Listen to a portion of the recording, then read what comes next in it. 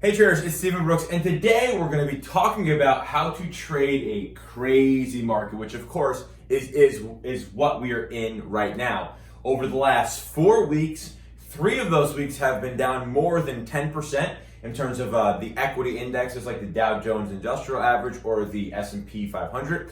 On top of that, we've had more limit ups or limit downs in a 1 month period than we ever had before in the entire stock market. And of course, we've gotten to this point down about 35% in record time. So again, this is a very crazy market. But in order to trade a crazy market and to come out on top, you need to be very objective in your thinking. And right now, that's going to require many folks who are watching this video to be much more objective than they have been to this point. But I think if you can do that, this video is going to be very helpful for you. So here's the deal. There are a lot of different opinions of how this virus might play out and what its economic impact and stock market impact may be. There are many different opinions, but to me, they kind of fall into 2 categories. It's going to be worse than people think, or it's going to be better than people think. And of course, there is some between these two. And yes, there are many more opinions than just worse or better, but for the purposes of this video, we're going to break it down into these 2 categories here. So again, there are many different opinions of what might happen here, but to me, they can be pretty easily bucketed into this is going to be worse than people think, or this is going to be better than we think. The reality is, folks, that no one in the entire planet, no one in the entire world knows for sure, standing here today as I'm shooting this video, if it's going to be worse or it's going to be better. Now, nobody knows that for sure. And unfortunately, you're probably not going to know that until after the fact. So keeping that in mind, that nobody really can know for sure if it's going to be worse than we think or if it's going to be better than we think, we should not be operating under the opinion that one of these is true. Rather, we should be operating under the guideline that both of these are could potentially happen. We should be prepared if it's worse than than people are thinking, or if it's going to be better than people are thinking. We should be prepared as investors or traders for multiple outcomes. Of course, many people have an opinion. Some people think it's going to be worse, but most people right now think it's going to be better than people think. But that doesn't matter because we have no idea for sure which one is actually true. One of the reasons why we see such selling pressure in the market right now is because you can price a financial asset if you have all the facts. And today, because we don't have all the facts, people are just selling because once they feel like when we get the facts, they'll be able to determine fair price for some of these companies, some of these products, gold, silver, whatever you name it.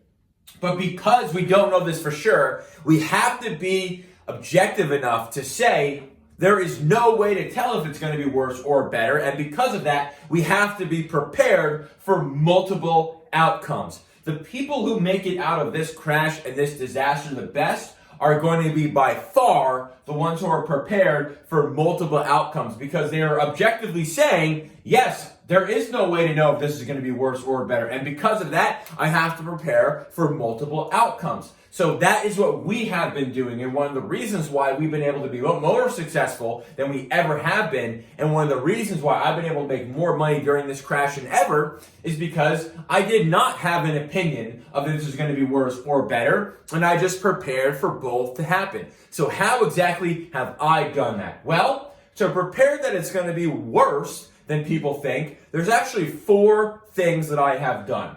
Number 1 is I have reduced my trade size.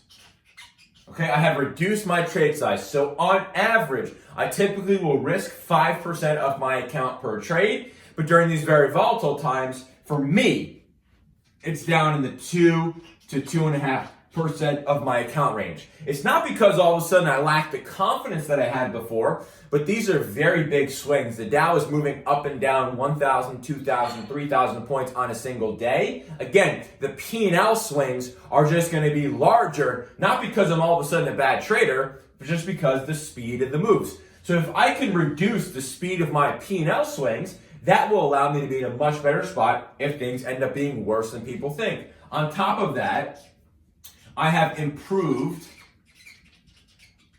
my reward to risk ratio. Okay? Again, when the VIX is trading under 20 or under 15, it is much easier to find good trades with a reasonable chance of making money. Right now, again, I don't think personally, objectively, I can maintain an 80, 90% win rate when markets are acting like they are right now. So what do I need to do as a trader who no longer feels like they can maintain such a very high win rate? Well, if I'm going to all of a sudden win on a lower percentage of my trades, in order for me to still make money, I have to increase my reward to risk ratio. So if I was someone, as an example, who was able to maintain a very high win rate, let's say over the last 10 years with a certain risk reward ratio, right now that's going to be a lot more challenging. So I just need to improve that risk reward ratio. So maybe a risk 1 to make 3 or a risk 1 to make 4 might be an interesting opportunity for you right now, because again, for me, objectively, I don't think I can maintain the same win rate, so I just increase my risk to reward ratio or reward to risk ratio. Let's say I risk 1 to make 3 right now. I can still, of course, lose at a higher rate than I was doing before, but because I'm risking 1 to make 3, that will give me a much better chance of making money. Number 3, I don't chase any trades that I don't love, okay? I don't chase trades.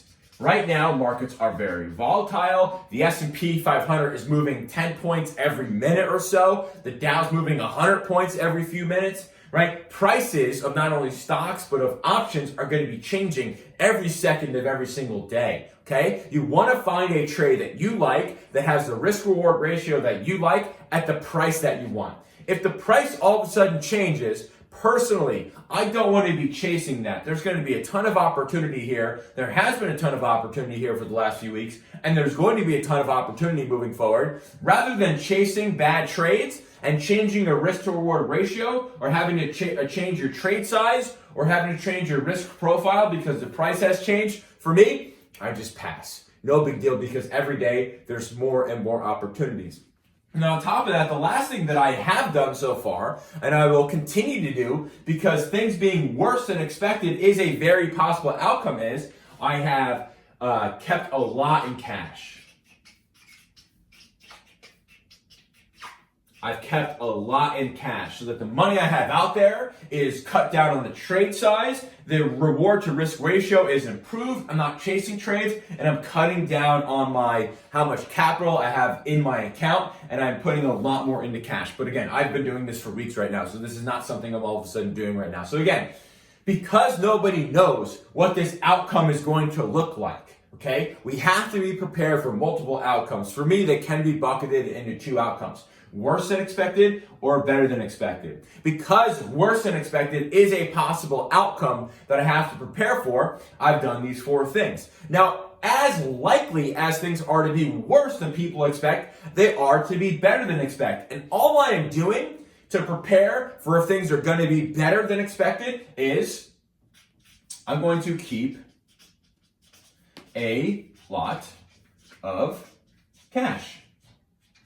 Why? Because again, this all happened more or less because funds deleveraged once the coronavirus hit, okay? If we find out that, hey, this is something that's very likely to go away this summer and we're not really going to have big time problems in the fall, which of course is better than expected, or that we have a vaccine way sooner than people think, or we have a medicine that realistically can really cut the virus down by 80, 90%. These are all going to be very, very good things, which of course are going to be good for risk and asset prices. Once that happens, that will be pretty obvious, if you will. especially if it comes from the medical side of things. That would be, realistically, that would be pretty plain to see, and people will have some time to be able to go in and buy back in before stocks make their way all the way back, which typically takes 3 years to happen. So I'm keeping a lot of cash on the sideline, which is kind of the same thing that I'm doing to be able to prepare for if things are worse, because I want to have a ton of money available for when the signal actually comes that things have gotten better on the medical side, that I'm ready to load this up because if the Fed is cutting interest rates to zero, they are restarting quantitative easing, they are buying literally every asset in the world. If the United States Congress is going to throw just trillions of dollars of fiscal stimulus at the problem, that is going to create much more demand than people thought. And once that demand is unleashed on the world, aka this virus is a thing of the past, that's really going to be good for stocks and really good for asset prices. So I want to have a lot of cash available for when that happens so I can buy in at these very, very low prices. So again, there are many different outcomes of this market. There are very different outcomes, but to me, they can be bucketed into two categories, worse or better. Some people out there, and according to polls, about 40% of the American population think this is going to be worse than expected, and about 60% of the population think this is going to turn out better than expected. Nobody knows which is going to happen, so as a trader, you have to objectively say, we have to prepare for multiple outcomes. And looking at this right now, we have been doing these things since February 23rd. When the S&P 500 was down 120 points or whatever on February 24th of 2020, that was a big indication that all of a sudden the market was going to be drastically different for some time to come, that it wasn't just going to be a one-day sell-off. So we instantly prepared for multiple outcomes, and we've been having our best results ever. So if you are a trader or you are an investor out there that is really getting hit pretty badly, having some serious negative drawdowns in your account, I'd like to see you consider the fact that maybe you are very biased into one camp. Maybe you really feel like it's going to be worse than it is, and all of your investment decisions are based on the fact that you think it's going to be worse. Or maybe you're someone who thinks it's going to be better than it actually that people think. And because of that, all of your investment or trading decisions have been based off of that. I'd like to see much more folks out there be much more objective with their approach and prepare for multiple outcomes in the market, because there is no way to tell standing here today which one is going to end up being the case. And because of that, I'd like to see more people prepare for multiple outcomes. This is how we've done it. Again, we've reduced our trade size. We've improved our reward to risk ratio. We are not chasing any bad trades, and we are keeping a lot of cash on the sidelines. This allows us to be able to trade effectively now, be very profitable now, but keep a lot of cash on the sidelines for when things clear up, in which case we kind of back up the truck and watch this baby come back to where it is, which again could take some time, but the good news is we have a lot of cash when that actually happens. So again, if you are struggling out there, it might be because you are sure that one of these outcomes are actually going to happen. But because you do not know that, and that's not backed by any data or any statistics right now, I would rather see you prepare for multiple outcomes. If you can do that, that will probably give you a lot of confidence that you can prepare if the market is down 5% or up 5% on a single day.